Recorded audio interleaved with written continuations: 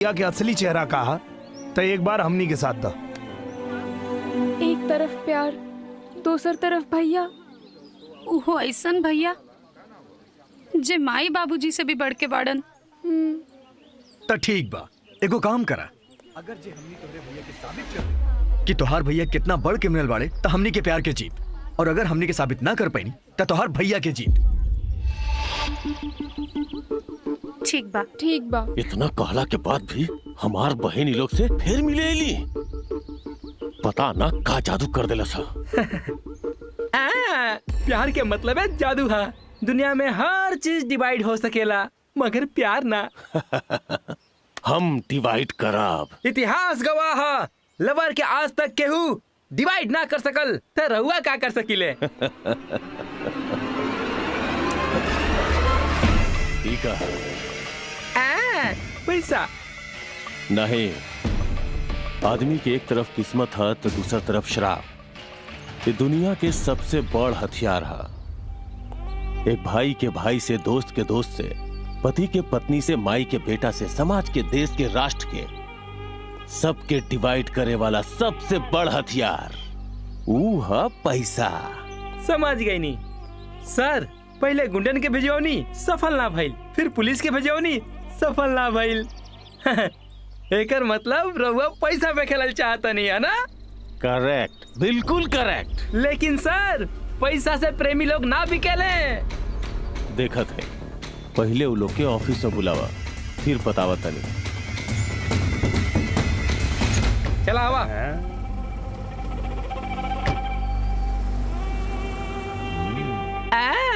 सर आ गए दोनों। नमस्ते, नमस्ते।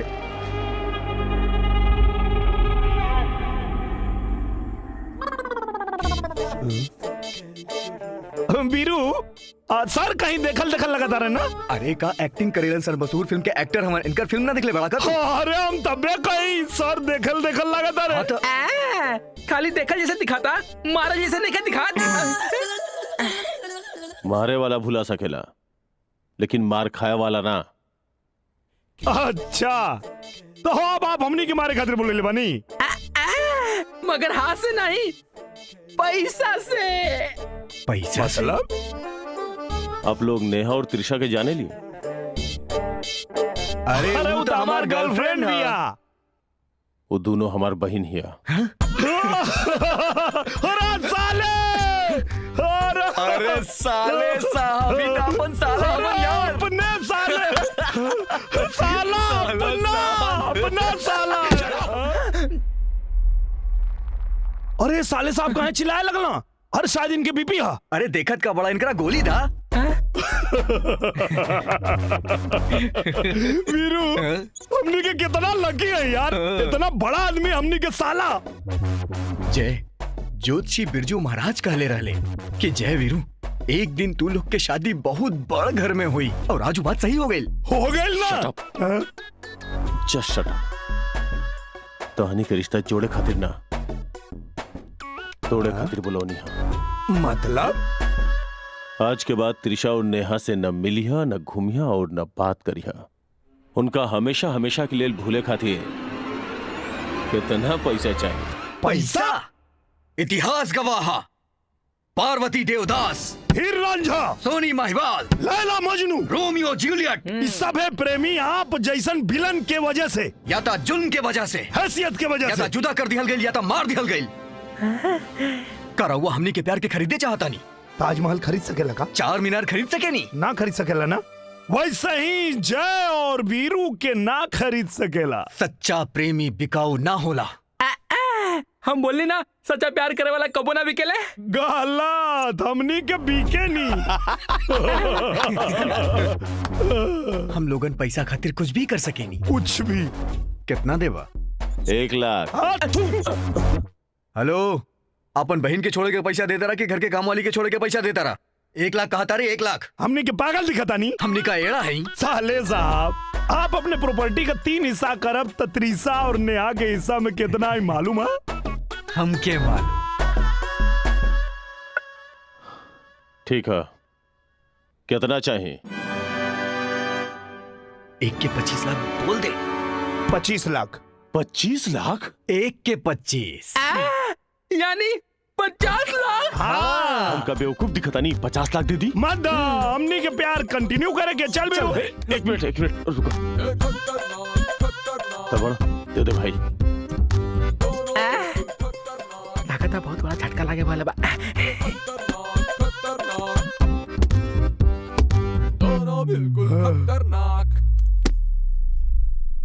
अरे जय, गिने के जरूरत नहीं खे। बड़ लोग कबो कम पैसा ना देवेले, बराबर देवेले। अच्छा ठीक है ठीक है। आज के बाद ना, अभी से हम लोग आपके बहन के भूल गए नहीं, आपके भूल गए नहीं। ये क्या भाई? सॉरी, हम आपके ना पहचानता नहीं, कोनो गलत ऑफिस में आ गेल बानी। सॉरी चलता नहीं। ताला बड़ा पैसा टाइम के पहले आ गई। वाला हमर साला। अरे हेलो, आवा बैठा लोग। और का लेबू? बर्गर, केक, एप्पल सॉफ्ट ड्रिंक, कुछ और मंगाई? अरे वाह, का बात बा? आज तो दोनों लोग बहुत खुश नजर आ रहल बाड़ा। काल 15 मिनट में 50 लाख कमैनी है। का? हाँ। तो दोनों लोग फिर से हेरा फेरी के काम चालू कर देला। तब कैसे कमाइला 50 लाख रुपया? हमनी के अपन प्यार बेच देनी जा। का? अपन प्यार बेच के? हाँ केकरा के बेचला प्यार? तोहार भाई के। तू लोग का बोला तारा? कुछ समझ में नहीं आवत। समझ में नहीं क्या आवत तो देखा लो। आज के बाद त्रिशा और नेहा से न मिलिया, न घूमिया और न बात करिया। उनका हमेशा हमेशा के लिए भूले खातिर कितना पैसा चाहिए? 1 के 25। यानी 50 लाख। हाँ फिर भी हमके यकीन नहीं खे हो कि हमार भैया ऐसन बाड़े। तोहार भैया ऐसे नहीं बाड़न, विश्वास करा। बाकी भैया तोहनी के पैसा काहे दिए हमनी से अलग करे खातिर? अरे वो हमनी से बदला लेवे खातिर तोनी लोग से दूर करे के चाहता रहे। तब तू लोग हमनी से दूर हो जाइबा। तोहार भैया की नजर में दूर हो गई बानी। बाकी जब भैया के पता चली कि हमनी के तोहनी से मिलत आनी, घूमत आनी, तब का हुई? अरे जब पता चली तो सो चल जाई। अभी पैसा तू लोग के बा, एक के तू लोग रखा। अभी पैसा से गहना खरीदा, कहीं छुपा दा, जे करे के है करा, तोहनी के मर्जी। जरा गाड़ी रोका था। रोका।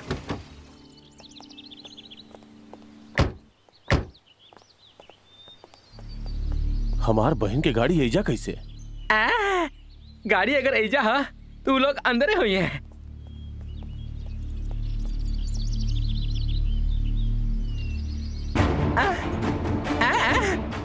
देखी हमरा से पैसा लेला के बाद भी हमार बहन से मिलस? एक करता। रुके सर, रुके। सर, अगर आज रउआ लफड़ा कहनी तो रउआ अपना बहन के नजर में विलन बन जाए। वो दोनों को पहले ऑफिस लेके आवत है, ओकरी बाद जोन मर्जी करे के बाद तोन करे। जल्दी लेके आओ। हाँ। सर, दोनों के लिए ही नहीं। You rascals, idiots, 420 frauds, cheaters! भाई जरा रिस्पेक्ट से बात करी। का रिस्पेक्ट से बात करी रे? का रिस्पेक्ट से बात करी? हमनी के का कहनी हो? हमारा से पैसा लेके हमारे बहन से दूर रह के बोले, फिर ऊ तो काले भुला के नहीं जाने भाई। ए बिरू बताओ। हाँ भाई, बिल्कुल झूठ। 1 घंटा पहले हमारे बहन से मिलने की ना मिले। सही है। मिलनी। कभी बोले ले भूल गए नहीं, कभी बोले ले मिलनी। ये का नाटक है रे? भाई तनी शांत हो जाई, ऐसे टेंशन मत ली प्लीज। हम बैठ के सुकून से बात कर सकेंगे ना? हाँ, बैठ के बात करेंगे। भाई गुस्सा मत कर, गुस्सा मत कर। बैठी, आराम से बैठी। बैठी ना, आराम से। धोखा देलस। पानी पिलाओ, पानी पिलाओ। पानी पी। अरे आराम से बीरू, पूरा गिलास घुसेर दे बाका मुंह में। सर, आपके बहन लोग के छोड़े खातिर हम दोनों कितना नाटक कैली मालूम है? हमने यहाँ तक बोलने की हमने चीटर हैं, बदमाश हैं, लुच्चा हैं, कमीना हैं। अरे प्यार करे के टाइम कहाँ? हमने के तो टाइम पास करता नहीं जा। यहाँ तक हमने बोलने की हमने के दिल तू लोग से भर गई। ई बोल के पूरा 16 रील के फिल्म दिखाई नहीं। अब इतना बोलना के बाद भी ओकनी पे कोनो असर न हो रहा बा। अब हमनी के का कइल जाओ? अब में हमार का गलती है, तू ही बोला। अब तू ही बता दे भैया, हमार का गलती है? एबे का मिस्टेक है? अब एकनी के बोलना के हिसाब से का करे के पड़ी? अरे नीच कमीना कुत्ता हम लोग हैं। ई साबित करे के पड़ी तब जाके छोड़िए सब।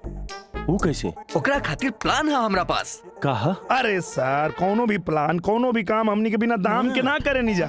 अब कितना? Only 10 lakhs. मतलब 20 लाख 10 ये लोग ना मामूली खिलाड़ी नहीं खे। हमके लागत था कि पूरा प्रॉपर्टी हजम करके सर के रोड पे ला दिया सर। अरे खड़ा खड़ा का देखा ताड़े, पैसा निकाल के दे।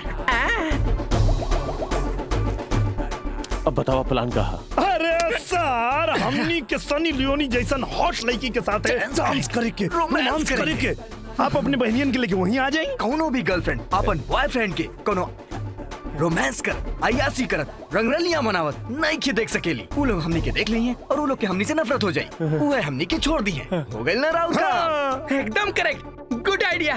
तारा कैसे मालूम? सर हम एक बार ना अब साथ अयासी करत रानी तो हमार बीबी ना हमके देख ले ली, तब से हमके छोड़ के चल गई। प्रोग्राम फिक्स करके बतावा, बहन के लेके आ जाई। अरे सर, जगह आपके होई, आपके ही हुई। हमनी तो खाली मजा लेवे आई। चल बीरो, कब और कहाँ आवे के बाद फोन करके बता दे। बाय। का सर वो तो आपके दल्ला बना देलस। आज के चक्कर में पड़ के तू हमके छोड़ के तैयार हो गए रहलू।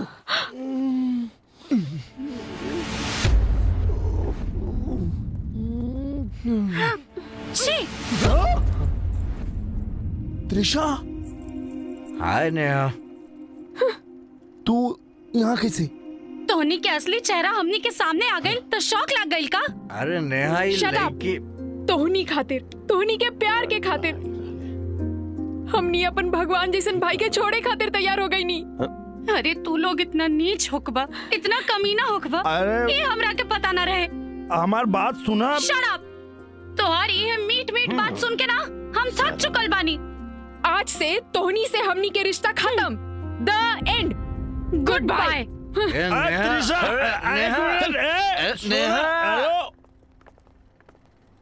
खतरनाक खतरनाक खतरनाक दोनों बिल्कुल का डांस रहे, का एक्सप्रेशन रहे, का परफॉर्मेंस रहे, का एक्टिंग रहे। वाह वाह वाह, माइंड ब्लोइंग। शुक्रिया शुक्रिया। अच्छा सुना, तू लोग फिल्म में काहे ना ट्राई करेला? सुपरस्टार बन जाइबे। अच्छा, तो तू लोग कहाँ कम एक्टिंग कैलू है? अरे बाप रे बाप, ये दोनों के एक्टिंग देख के एक नी के भाई टकला टाई टाई फीस। बस बस, बहुत हो गई मस्ती। अगर भैया हमनी के यहाँ देख ली है तू तब? देखस यही खातिर तो यहाँ आयल बानी जा। अरे ये पूरा ड्रामा में हम दोनों तोहनी लोग के साथे बनी जा। अगर ये बात भैया के मालूम पड़ जाई तब का एगो नया सीन बना देवे के। हाँ बाकी सुना, बार बार तू लोग जीतबा ई मत सोचा, कबो तू लोग भी प्रॉब्लम में फंस सकेला। जब ड्रामा शुरू हो गई तो अच्छा हो या खराब, क्लाइमेक्स तक तो एक्टिंग कर ही के पड़ी। करेक्ट।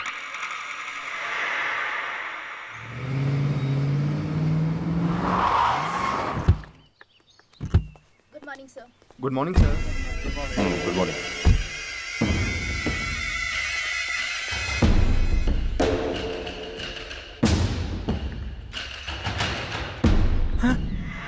सर एक मिनट, कहा? तू लोग अंदर जा, हम आवता नहीं। ठीक बा। का भाई? सर ये दुनिया में आपके जैसन बेवकूफ कोनो नहीं है। का बोल रे? हमके बेवकूफ बोला ताड़े? गुस्सा छोड़ी तो नहीं है देखी। राउर पैसा से दारू पी के, राउर पैसा से जाके राउर बहन के साथ रोमांस करता। सार कुकुर, आज ही दोनों की गोली मार दे। एक सेकंड, आज कोनो गड़बड़ी मत करी सर। काहे की कंपनी के सारा लोग ये मौजूद था, एमे नुकसान रौरे हुई। काहे की सर ये लोग के पता चली ना तो राउर नाम पूरा मिट्टी में मिल जाए सर। शट। आप टेंशन छोड़ी, पहले मीटिंग करी। वो दोनों को पहले ऑफिस में बुलावत है, ओकरी बात जोन करे के बात करी।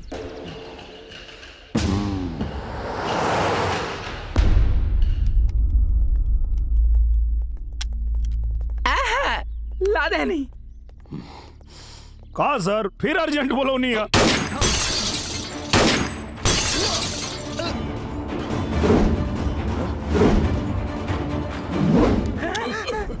अरे ऐसे कहीं गोली चलवा चला, अगर लग जाए तो? अरे हमने क्या बेटा टाइफिस हो जीती ना। ये तो हम चाहत रहनी, हमारा से पैसा लेके, हमारा के बेवकूफ बना के साथ एंजॉय करके, फिर भी हमार बहन से मिल ले। हाँ सही है। मिलनी मगर काहे मिलनी उ तब पूछा। फिर ड्रामा शुरू हो गई। काहे मिले बोल। ये लोग फ्री में कुछ ना बतावेलन, पैसा देवे के पड़ेला। करेक्ट, पैसा दे दो मैटर ले लो। अरे वो करा के बाद में मरिया, हमनी के लगे टाइम नहीं के। कितना बोल। उहे 20। अरे बाप। हेलो भाई, पैसा देता रहा कि हमनी के जाई। इले 20 ना 50 काहे मिले बोल। बोले के ना देखावे। काहे फोन करके बुले ले बाड़ू, मन बदल गई का? ई जन्म में तो ना बदली। अरे तो फिर काहे बोलवलू हलो। पहले पता न रह कि तू दोनों इतना बदमाश आदमी बाड़ा। हमनी तो शरीफ आदमी समझ के तोहनी से प्यार कईनी। तोहनी पे भरोसा करके तोहनी के साथ घूमनी, मस्ती कईनी, अरे तोहनी साथे सेल्फी भी खिंचवनी, तोहनी के ढेर सारा गिफ्ट देनी। उस सब हमनी के वापस कर। मालूम बा काहे? काहे कि पैसा खातिर तू लोग कुछ भी कर सकेला। और हाँ, काले हमनी के शादी हुई, ओमे पियवा से पहले हमार रहलू, ई गाना ना गई बा, एकर का गारंटी बा? यही से हमनी के गिफ्ट वापस करा। हेलो, हमनी के खाली फ्री में लेहल जाला, फ्री में कुछ ना दिहल जाला। कितना पैसा चाहिए तोहनी के? तारा पर्स में कितना बा? 2 लाख। तो निकाला दा। अरे दे दा। ई ला। हाँ, दे मेरू फोन ला। इला खाली फोन, बाकी के गिफ्ट कहाँ बा? ई फोन